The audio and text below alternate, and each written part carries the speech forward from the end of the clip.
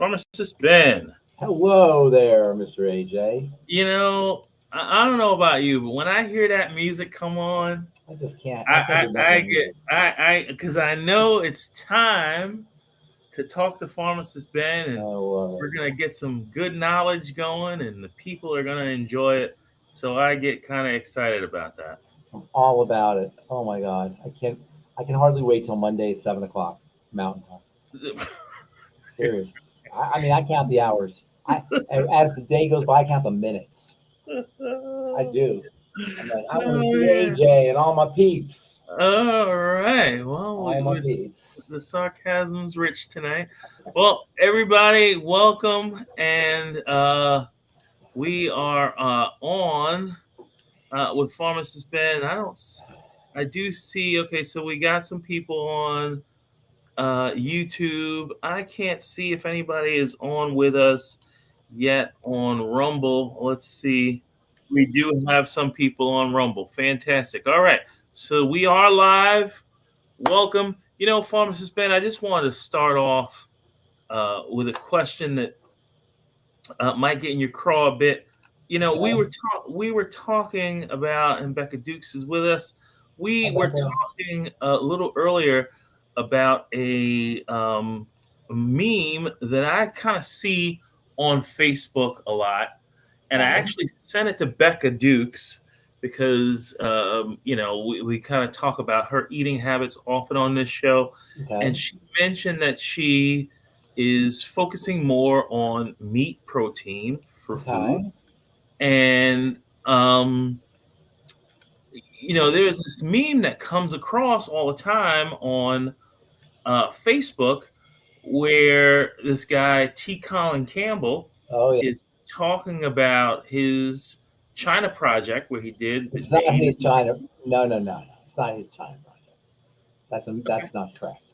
So what? I didn't interrupt you. Continue, and I'll tell you what the deal is. You know what? Yeah.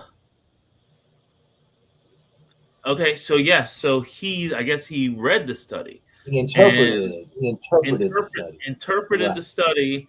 Yeah, but a lot of people interpreted the study, not just him. He happens to be a very radical vegetarian type of nutritionist guy, and so he interpreted it his way. And he wrote a book on it. But there's a lot of people who interpreted it differently. That's first of all. So that's his interpretation. It's not his study.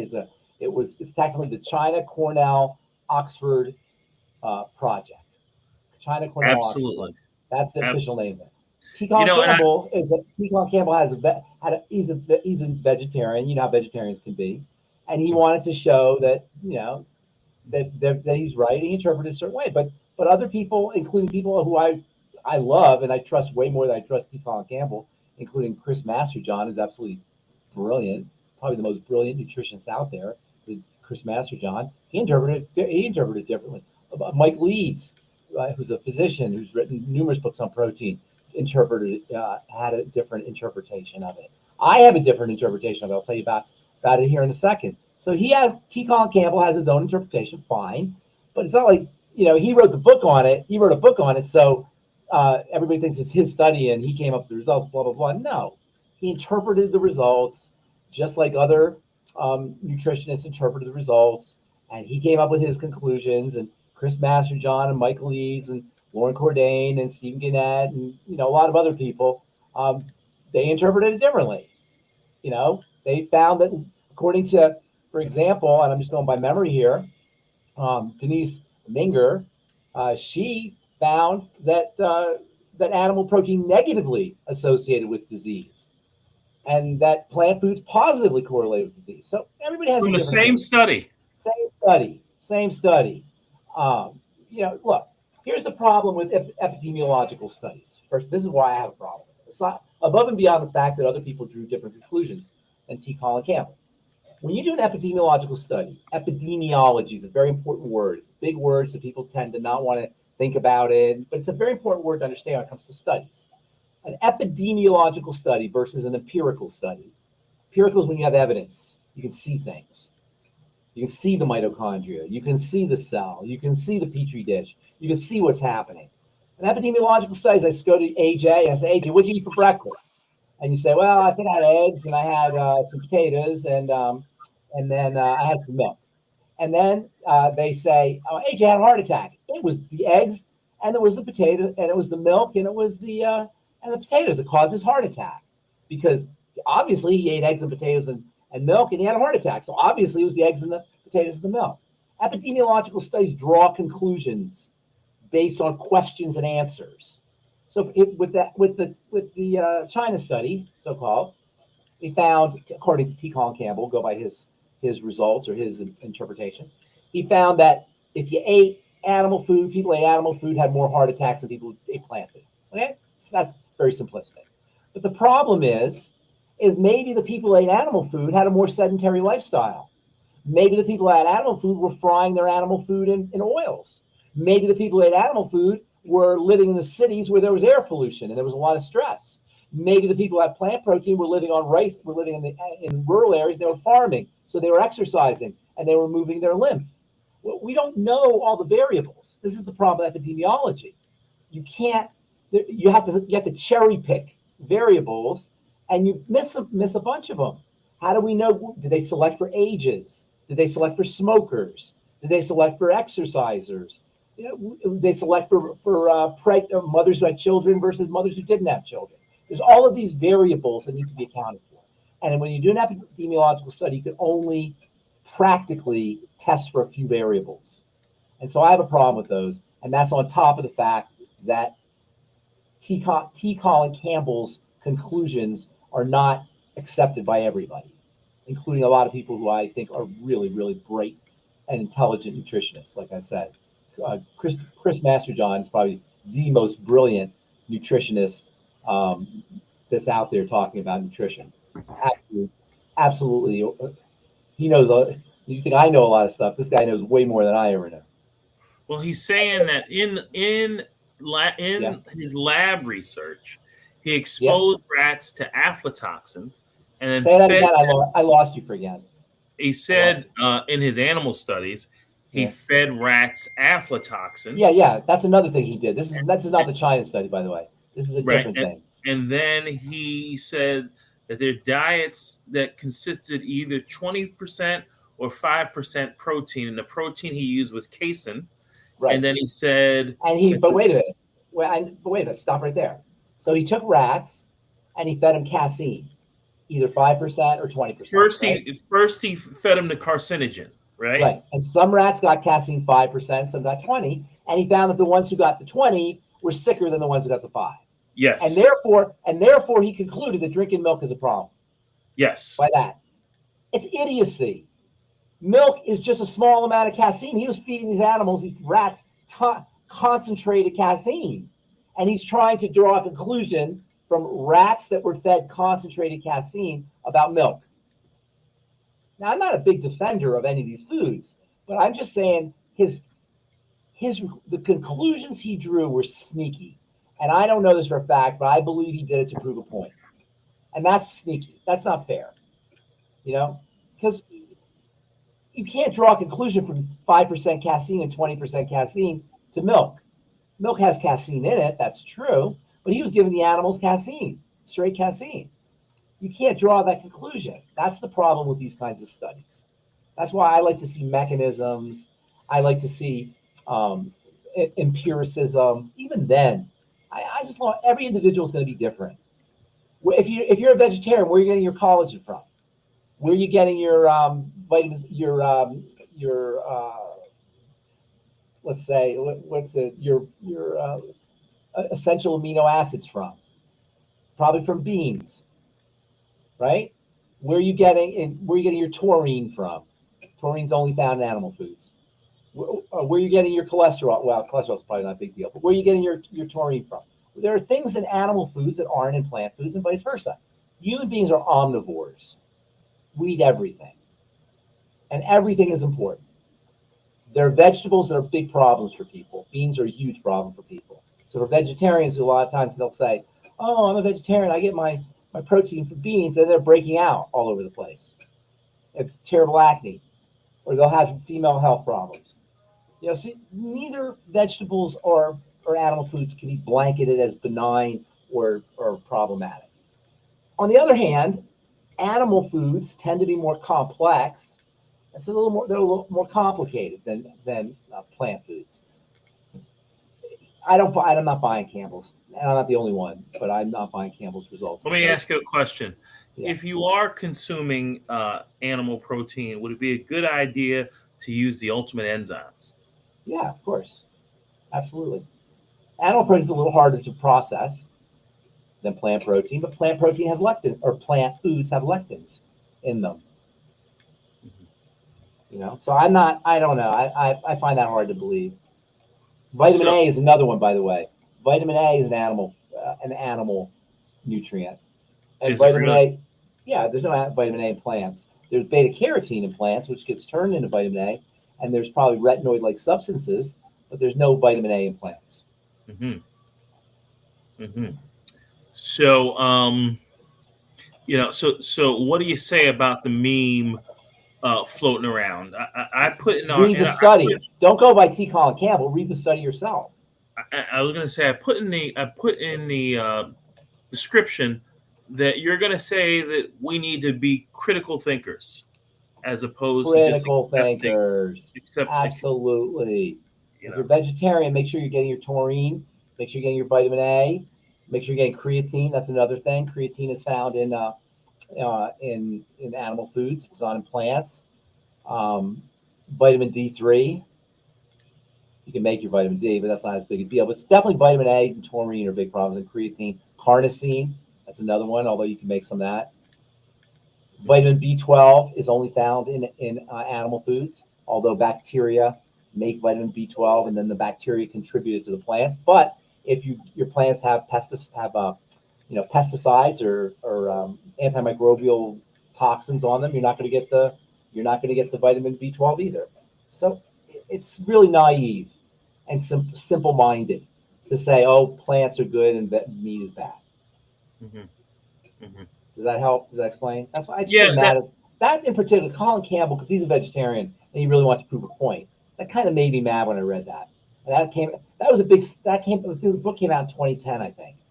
And I remember when it came out, and I had my radio show then, and I was, getting a lot of questions about it, and it just ticked me off because people are naive. They don't critically think, and so T. Colin Campbell writes a book about it, and all of a sudden it's all over Facebook. And so people say, oh, I don't know if it was for that particular work or for something else, but apparently someone nominated him for a Nobel Prize. Maybe anybody can get nominated for a Nobel Prize. I was thinking of nominating you for a Nobel Prize, actually. And I would certainly, when I won, I would offer it to you. Give credit to all of us. You give credit to all of us. I would definitely give it to you. But I'm not going to lie. I did send a nomination out for you. So if you hear from the Nobel Committee, that's me. It was like AJ, we got something for you. Nobel Prize in our holistic health course.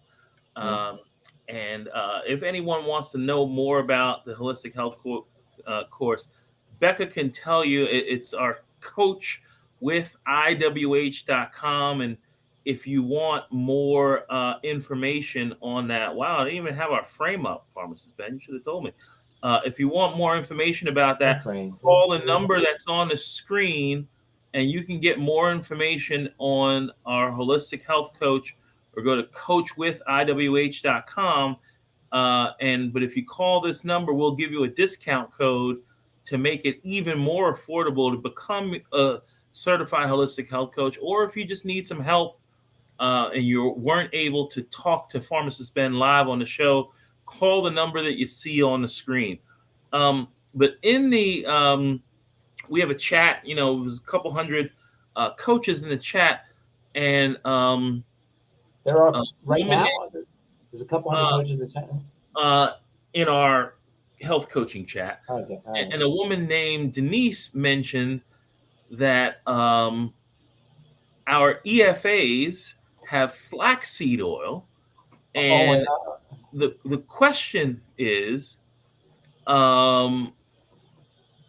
flax can have estrogenic effects which can mess with hormones. So why is it in our so first of all, flaxseed plants that are phytoestrogenic, and there are components in flax called lignans that have estrogenic effects, are weak estrogens or have weak estrogenic effects as opposed to strong estrogenic effects.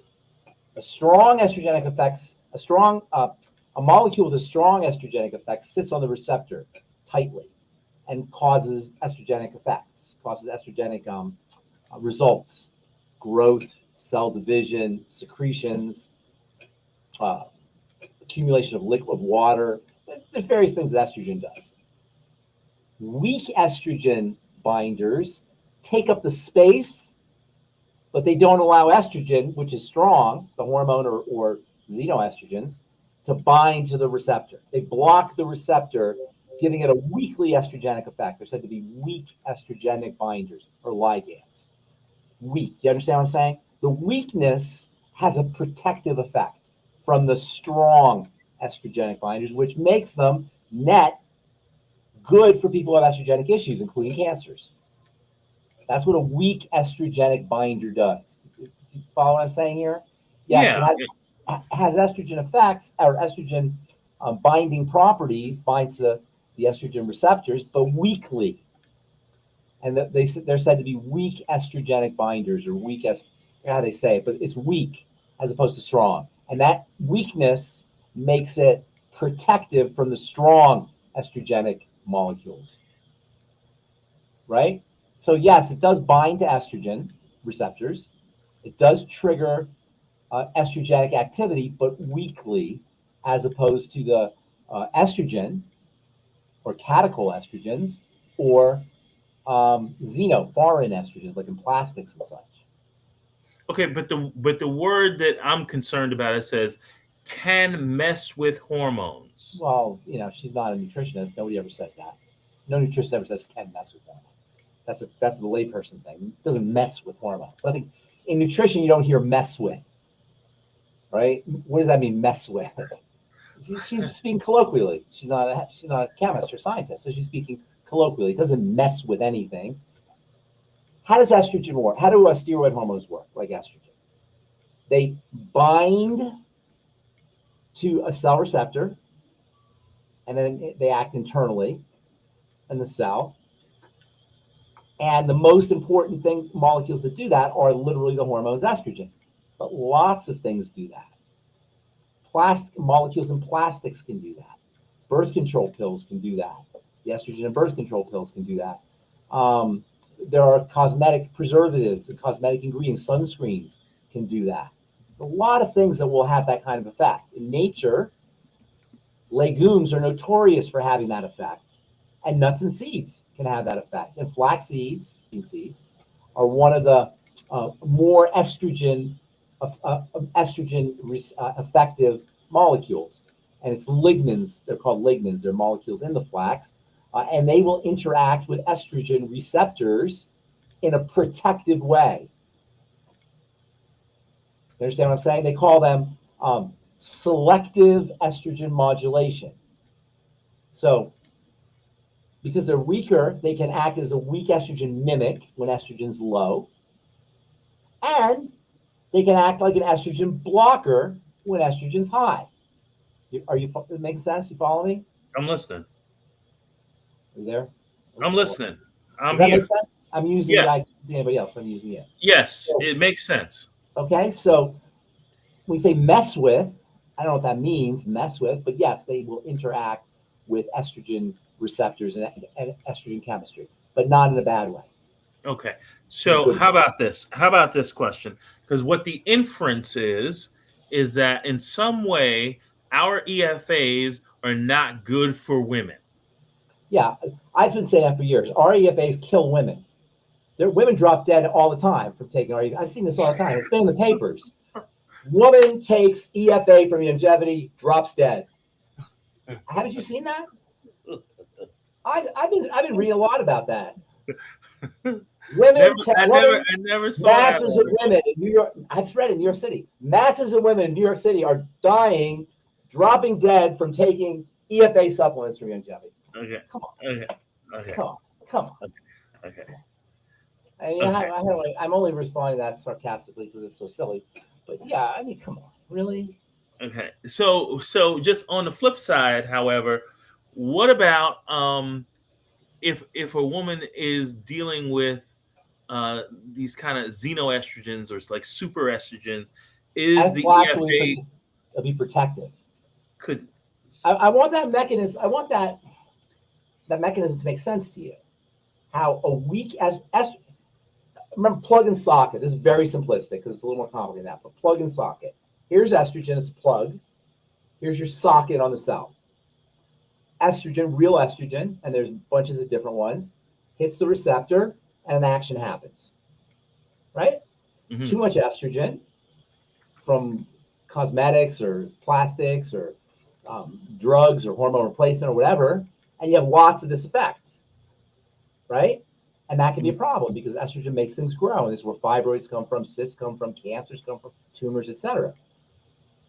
Flax lignans, they will sit on the estrogen receptor, but weakly. So now estrogen comes, and it can't get there. It's blocking estrogen. So if you have too much estrogen, it's actually going to reduce the estrogenic effects. On the other hand, if you don't have a lot of estrogen, the lignans are going to give you a little bit of an estrogenic effect. So you get both, which makes it perfect. And I wanted to ask you that in particular because I've heard you on numerous occasions talk about eating flax seeds in a whole as a breakfast type of food. I kind of heard you. It's amazing for protein, vitamin E, fiber, magnesium, omega fats. You get as much protein in a couple tablespoons of flax seeds as you get in an egg, or maybe even 2 eggs. And it's filling for breakfast, and it's easy. No dishes. You press the coffee grinder, grind the flax seed, put it in a cup. I like cold water. Some people like warm water. Put a little honey, a little stevia, cinnamon, clove. Tastes great. It'll fill you up for hours. Great for weight loss.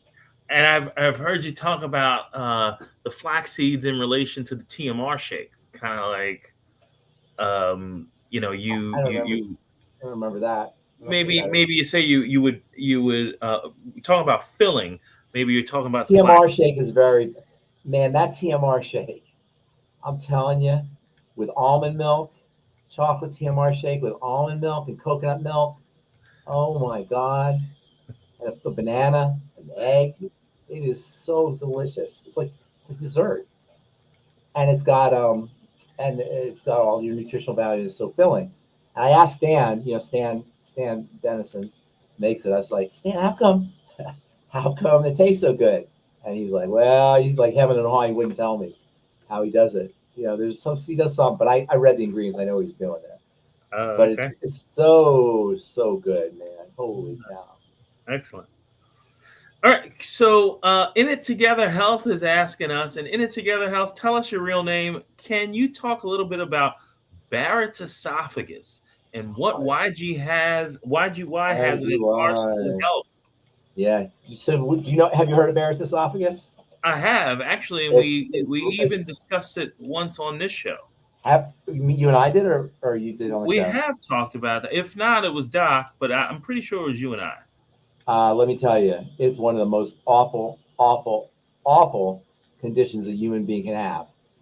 It increases your risk of cancer, of esophageal cancer, which is a very deadly cancer. It's basically a damage to the cells that line the esophagus as a result of exposure to acid and bile. And over time, it happens over the course of time. There are people that have this. Have you ever had acid reflux? I've not, but you've talked about the flap. Yeah. Have you ever had? Yeah. So it's a flap. It's a sphincter. Sphincter. Yeah. So have you ever had heartburn, or not heartburn, reflux? Have I ever had reflux? You would know because it is the most miserable. I've burped before. No, bro, I'm not talking burp. I'm talking tasting this stuff in your mouth. It comes up. Yeah, I may have had that once. I've had it like probably 5 or 6 times in my life, maybe a handful of times. It is so awful. But there are people who have it all the time. They have it like daily, regularly. Becca said that Stan Dennison had it. Did he? I didn't know that. He had Barrett's esophagus? Yeah. All right, so let me explain this thing. So when the splashback, when the bile and the acid splash up, they're caustic. And it's hard to tell you, it's hard to describe the awfulness of this substance when you taste it. It's just, I still can, it's hot. It's like, it tastes like a furnace. It's acid. And over the course of time, it damages the cells of the esophagus. And that damage, when the cells get damaged enough, it causes this condition called Barrett's esophagus. And ultimately, it can lead to esophageal cancer, which is one of the most deadly of all cancers. Why is esophageal worse than an organ cancer? Because it's virulence, it's deadliness. It's one of the most deadly of all the cancers, is esophageal cancer. So the person asked about if we have longevity products. Yes, there are longevity products, but not for Barrett's esophagus, but for the digestive system, for acid reflux, for GERD, gastroesophageal reflux disease. The most important thing is to avoid certain foods that loosen the flap. Processed foods, sugar, carbohydrates, they have a loosening effect. For some people, caffeine does it, chocolate. You have to see what kind of your battles are, but typically it's going to be refined foods, cereal grains. You want to avoid all that. And then also use, believe it or not, supplements that support stomach acid, because stomach acid helps close that sphincter. So this condition is a sphincter problem, not an acid problem. You understand? So suppressing acid obviously is going to work, but you need acid.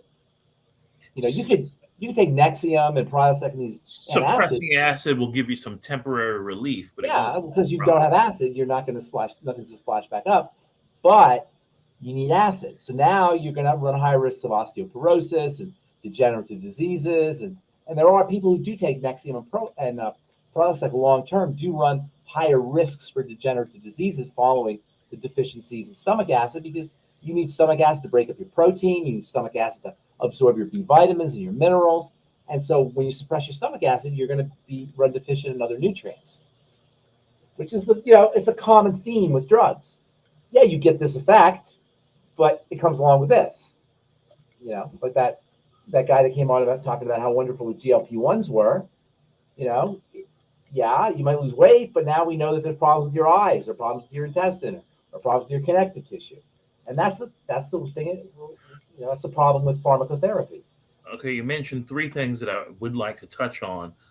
Keely mentions bulimics have side effects in the esophagus because they are forcing themselves throwing up to toss their cookies. She said, "Yes, toss their cookies." Toss their cookie.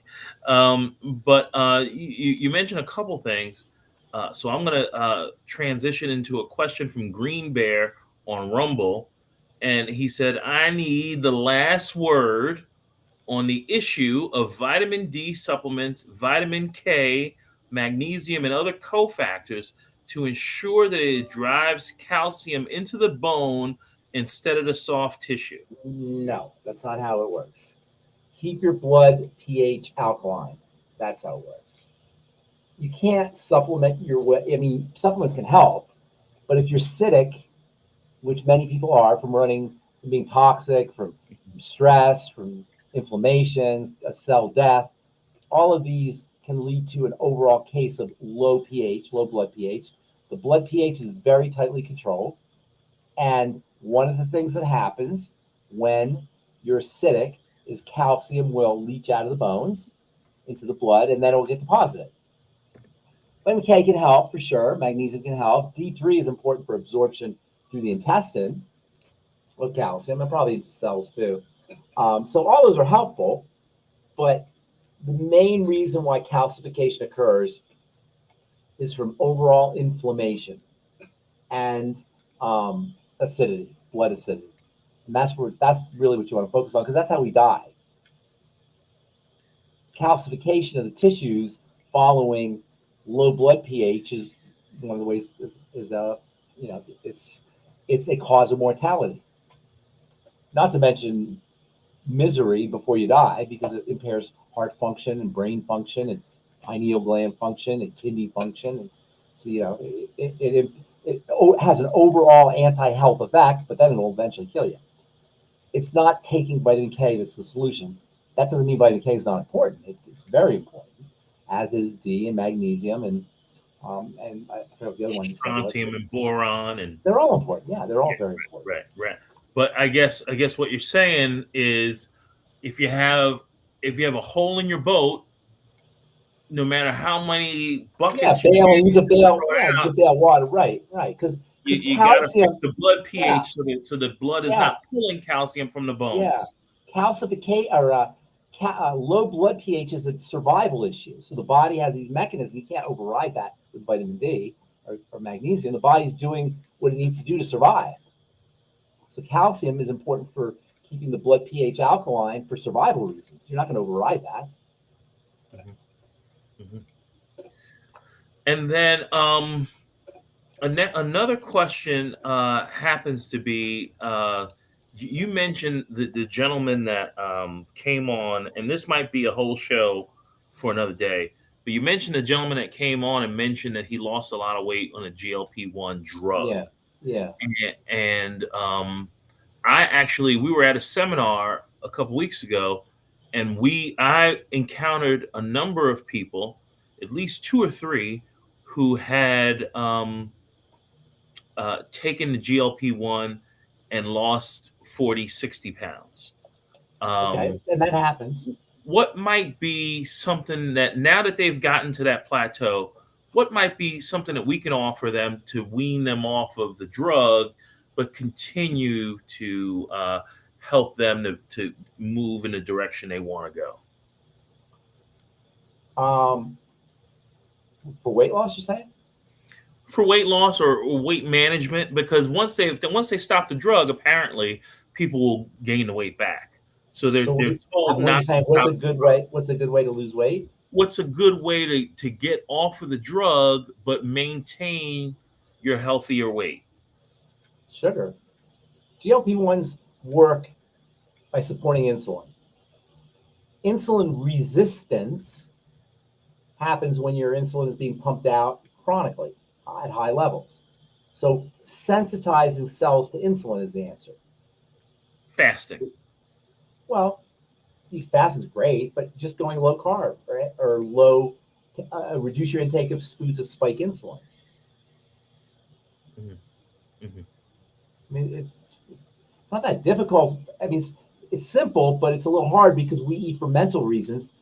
Everybody does, including me, and that's hard to override.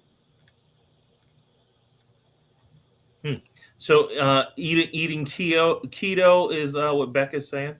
What's that? Eating keto. Keto's a good way. Yeah, absolutely. But the thing about keto is keto's a low calorie diet. And by the way, calcium, to be clear, calcium is not necessarily alkalizing the blood. Calcium under conditions of extreme acidosis or chronic acidosis, minerals will help buffer the acid. That's not exactly alkalizing the blood. You follow what I'm saying? It's not like lessen the corrosive effect of the acid. Yes, exactly. It's not like a pH regulator. It's more of a protective mechanism. So it's a subtle point, because and the same thing basically happened. But I don't want people to get the idea that calcium is alkalizing the blood as much as it's buffering the acids. All right. Well, Becca, Keely, did you have a question that you wanted to bring on? If so, now's your chance.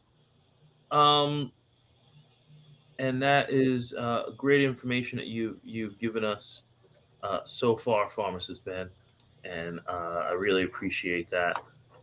Now, to our next question, if Keely's not coming on, we were talking about some of the longevity products, and one of the products apparently had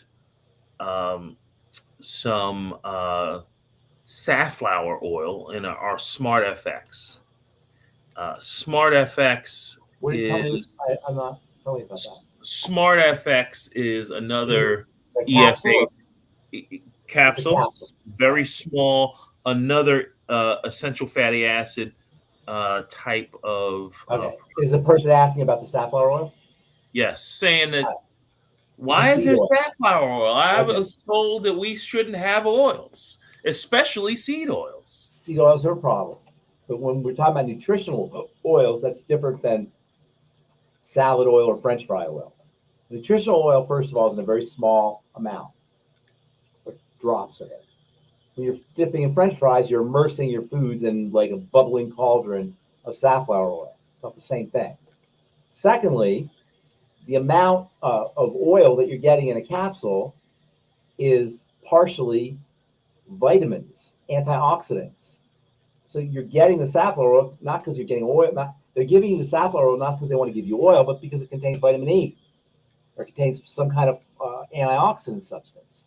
So the antioxidant is going to protect the oil, and it's in the capsule. It's in a gel cap, so it's further protected. It's not the same thing as cooking oil or salad oil, which is, poured on your salad or like I said, saturates a food. A food is immersed in, and it's hot. It's a completely different animal. You're getting a small amount. It's protected. It contains antioxidants. It's completely different. Mm-hmm. What do you know anything about sodium benzoate? Yeah. What about it? Is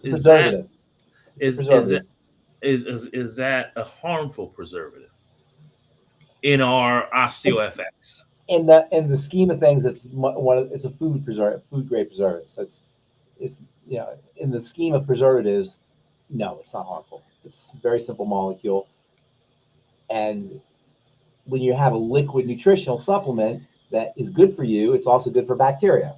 So you got to have some kind of preservative in there. And sodium benzoate is that. It's a very, very mild preservative. Mm-hmm. It's not. But we do encounter people who will look at the ingredients. They'll grab a Tangy tangerine, right? Yeah. And then they'll look and bypass all of the 1,000% of the good stuff and say, "Oh, it's got stevia. I know. I can't use it." I know. What do we say to these people? I don't say anything. They're not our customers.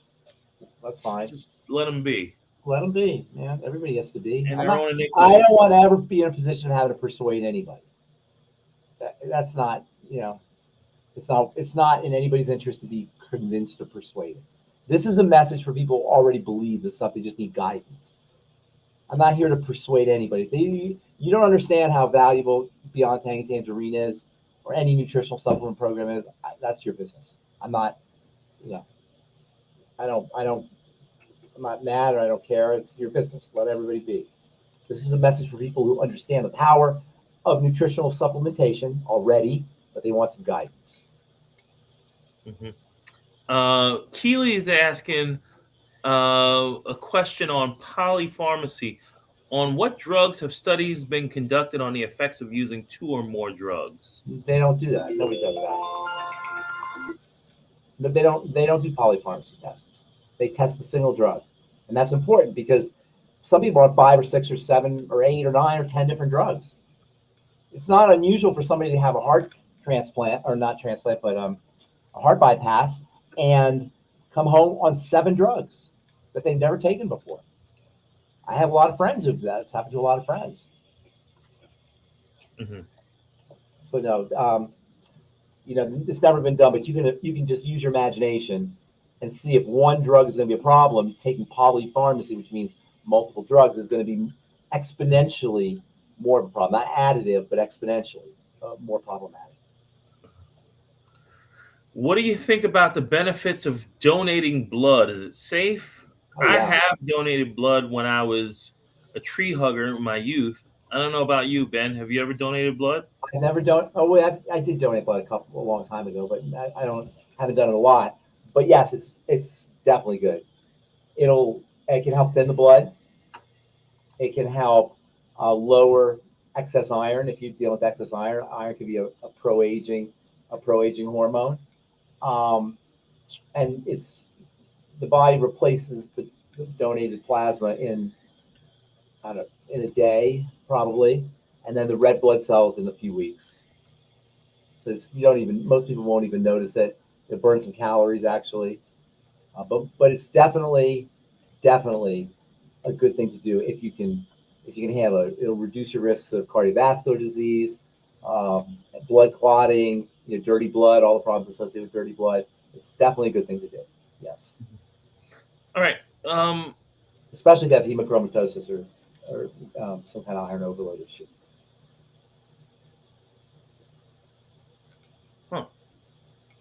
Because it gets. You lose iron. Iron comes out. Okay. Houdini says, if my doctor says my vitamin D levels are too high and he wants me to cut back on a tangy tangerine. Look, I can't help with silly things doctors say. Most vitamin D, your body has a mechanism for controlling vitamin D. It has to be activated in the liver and in the kidneys. So it's very difficult to take vitamin D orally and then all of a sudden have too much vitamin D activity. You may have vitamin D in the blood, but that doesn't mean it's active. That doesn't mean it's active in the cells. So you want to know what the vitamin D is in the cells. You want to know what your active vitamin D is. Because vitamin D is just taking vitamin D doesn't give you vitamin D effects. It has to be turned on, as I said, in the liver and kidneys. Okay, Pharmacist Ben, we had gotten a question in about central diabetes insipidus.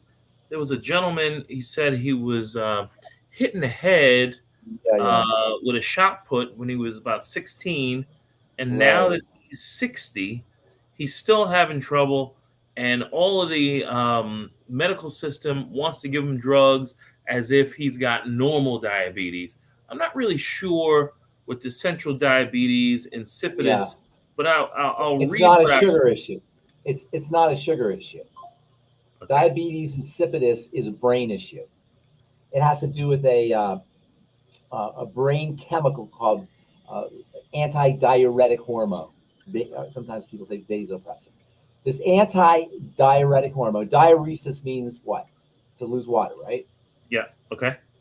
Antidiuretic hormone keeps you from losing water, right? So people who have diabetes insipidus, it's a tumor, or sometimes it's an injury like this guy had. There's various things that cause it, but it's a brain problem, really, not a pancreatic issue, not a sugar issue, and it has to do with with fluid accumulation. People who have diabetes insipidus, central diabetes insipidus, which is a form of diabetes that affects the brain rather than the pancreas, have problems with fluid accumulation. So there's different things you could do if you're dealing with it's not going to really be something that you can control with diabetes medicine because it's not pancreatic. What you can do is you can increase your ADH. That's one thing you could do, your antidiuretic hormone, right? Which would stimulate water retention mechanisms. And by the way, people who have diabetes insipidus drink a lot of water. What about fixing his pituitary gland? Is there something that we can do for that? Not if it's been damaged. People who have diabetes insipidus, as they say, central just means it's the brain, the central nervous system is causing it. Diabetes insipidus, people with diabetes insipidus causes the fluids to become out of balance because you're not making antidiuretic hormone, you're not making ADH. Turns out a little bit of fructose can stimulate ADH. And even though they sound the same, it's a completely different thing. Does that make sense? You follow what I'm saying? What sounds the same? Diabetes? Yeah, they both sound like the same thing. Diabetes insipidus is very rare. The body will make a lot of urine. It'll also cause a feeling of being very thirsty, even after you had something to drink. You follow me? Yes. And there's no cure for it. So typically, if you have that, and it's really rare. I haven't really dealt with it too much, but there are nutrients that you can use. Like I said, fructose can help stimulate ADH. I don't really know of any nutritional treatments for it though, because it's a mechanical injury. So if you know, the symptoms of it are thirst basically, and making lots of urine and getting up in the middle of the night to urinate a lot. Okay, but Pharmacist Ben, you kind of just indicated that you don't think that we could repair the pituitary gland. Not if it's been mechanically damaged. It's not metabolically damaged. Okay, but a week or two ago, we saw someone who got a finger cut off. Yeah, the pituitary is not the same thing as the finger. The extremities sometimes can regenerate, but the structures inside the body, that's not as likely. Think about it from an evolutionary standpoint. You would lose your fingers not infrequently because you're out hunting. So it's easier to regenerate extremities than it is. I don't know. I think it might be possible. I just don't know. The liver is internal. The liver regenerates. Yeah, there are parts of the body that regenerate. That's true. Pituitary, I don't know if that's. Who would hell believe that somebody would regrow a finger? No one would ever believe that. Hey, no, your point that's a very good point, by the way, AJ. I don't mean to marginalize that. I'll tell you why. Because when this gentleman has diabetes insipidus, he's focusing on his brain, on his pituitary. But as you point out accurately, by changing your entire nutritional milieu, your biochemical milieu, the environment, your biochemical environment, you may be able to counteract those kinds of things. That's how I would be approaching it. I wouldn't be focusing on, remember, the root, not the fruit, right? I wouldn't be focusing on the fruit. I'd be focusing on the entire system and trying to make the entire system healthy. I'm not saying necessarily that these things are going to regenerate your pituitary, but that's what you want to do when you have something. I mean, look, at this point, if you did nothing but flood yourself with nutrients, it's a benefit, regardless of always going to help you. It's a benefit. Absolutely. And in the case of ADH or antidiuretic hormone issues, where you're not responsive to antidiuresis and you're losing a lot of fluid, there are some strategies that you might want to employ. Like I said, so two people, Yvonne and Keely, are both mentioning this book, The Salamander in the Body Electric. Yes. Becker. Yes, that's exactly. Robert Becker showed that in a salamander, anyway, a salamander is I say a lower animal, an animal that's not evolved. They can regenerate limbs, absolutely, by using electrical stimulation. And it may be that we can regenerate limbs. Limb regeneration is not the same thing as organ regeneration. And Becker did regenerate limbs. That is absolutely correct. By the way, I had a buddy who got his doctoral thesis at Columbia was they injected an alligator, or which ones are on this continent? We got alligators or crocs? Crocodiles are South America. We have alligators. Okay, so he injected the alligator with they wanted to find out if they could survive a nuclear blast. So they injected it with radiation, and all the radiation went to the tail. It shed the tail and grew a new tail. Yeah, I've heard reptiles are notorious for regenerating limbs. Reptiles are. As I said, lower animals lower in the evolutionary scale, they regenerate limbs. That's a known fact. And even babies sometimes regenerate limbs. As we get older, we lose that ability, but Becker showed that it's possible. And he showed it's possible by manipulating electrical fields, not nutrition. Electricity. Becker, that's what the body electric is about. Great book, classic book. Isn't nutrition electric? Secondarily. Okay. the electricity is literal. I know what you meant. Yeah. I know what you meant. And then, but it is, yes, you're right, it is electrical. For the guy with the diabetes insipidus, sodium, salt, they could say cause of water retention. That may work in your favor if you're losing water because you're not responsive to ADH. Mm-hmm. You know what I'm saying? Mm-hmm. So electrolytes, salt in particular, sodium chloride. Mark on YouTube has had a miraculous regrowth. He mentions how he regrew his love handles. Yes, it's well known that love handles will regenerate. I've experienced that myself. Mark. You and I both. So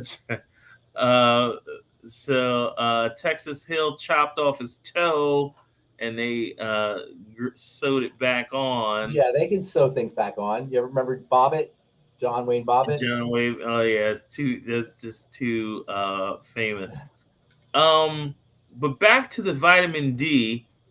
Houdini mentioned that the doctor says his vitamin D level is so high that they can't get a reading.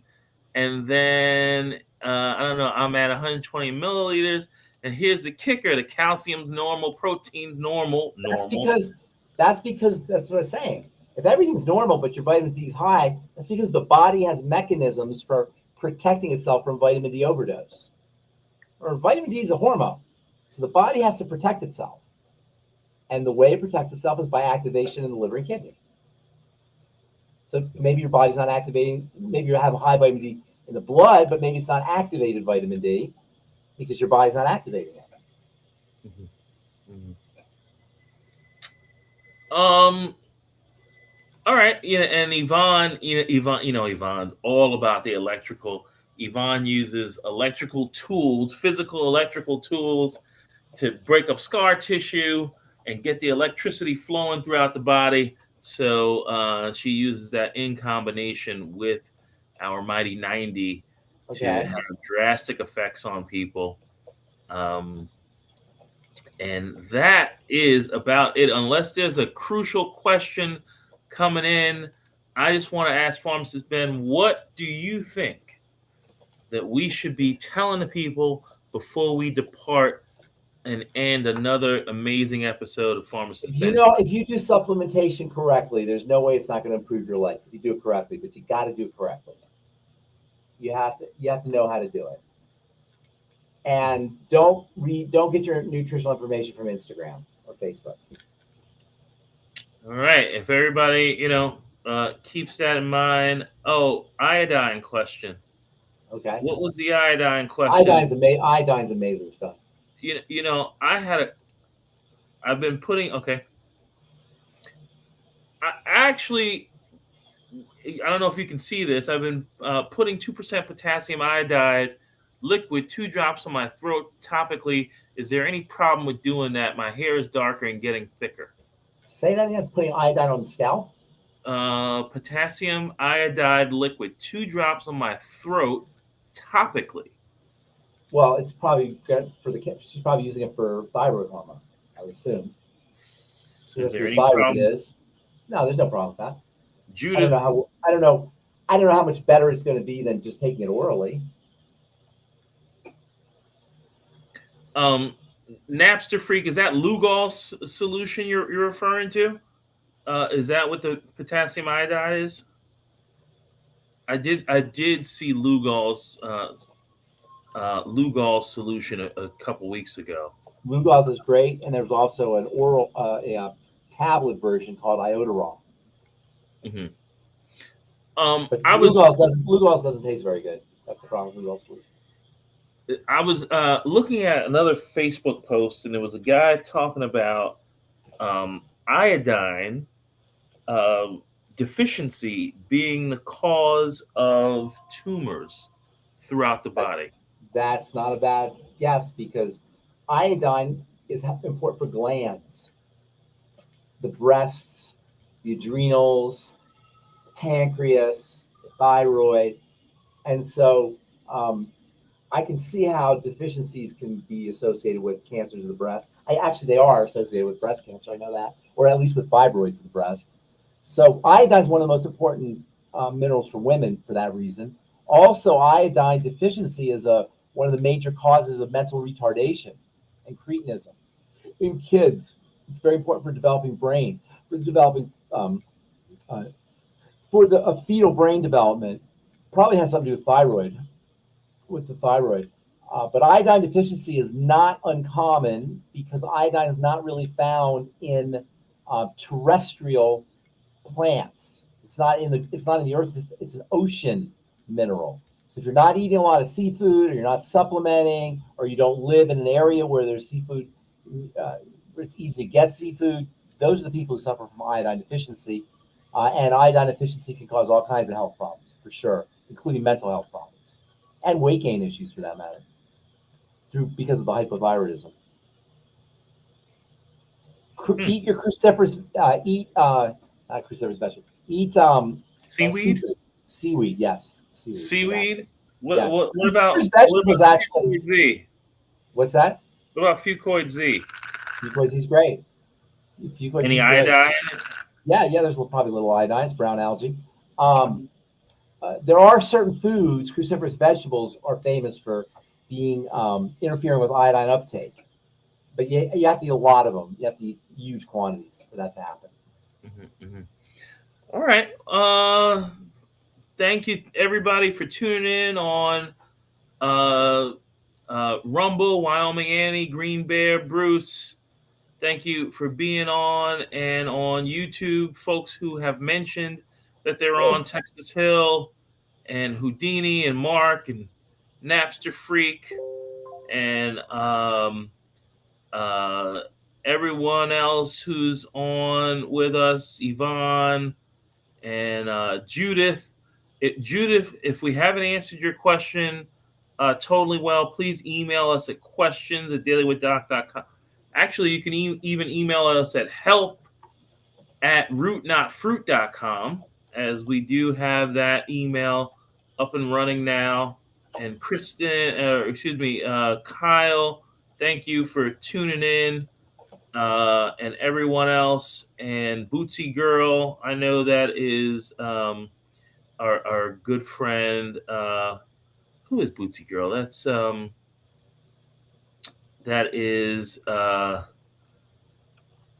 know she's a health coach, and but at any Leslie, it's Leslie, and in it together health and Pharmacist Ben, I appreciate you taking the time out and the extra time to do so many shows per week, and tell the people the other shows that you are doing. I know you're doing Coast to Coast next week, or is it next 2 weeks? 2 weeks. What's it? Dr. Drew's on tomorrow. Say again? Dr. Drew is on tomorrow. Oh, Dr. Drew's on tomorrow, is he? Then I guess I'm on in 3 weeks. Really? Yeah. Dr. Drew's on tomorrow. But then what about you doing a show with Dave Michaels? Oh yeah, I do a show with Dave Michaels, but I'm also doing we're doing audios for all the products. We're going to have product education on every single product. Who are you doing that with? Dave Michaels. Oh, wait a minute. I'm a little jealous. What about my product education? Well, this is going to be in a paywall. It's going to be $5 a month. $5 a month, and I'm going to charge $7 a month. What do you do? Right. You can do that. I'll do that. I'll do that with you. Okay, but and then I know that you did Saturday. People were asking me about a replay. How did that go? I never heard how that went. Did you hear how that went? I guess it went well, but because people kept emailing me, asking me, "Can I get a replay?" I'm like, I don't think they record that. Oh, okay. I was thinking about the clinic that we did in Mexico, because I left early. So I didn't really hear about it. Rebecca said it went okay though. Yeah, it was fantastic. You know why it was fantastic? No.